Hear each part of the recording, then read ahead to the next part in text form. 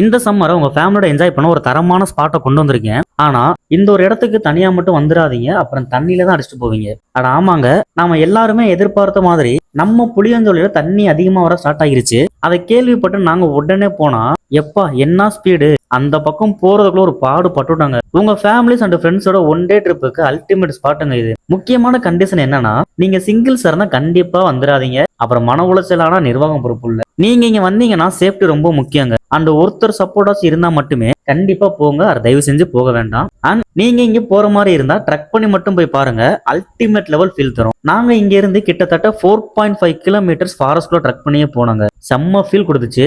Actually இங்க இருந்து தான் கொல்லிமலைக்கே நடந்து போவாங்க.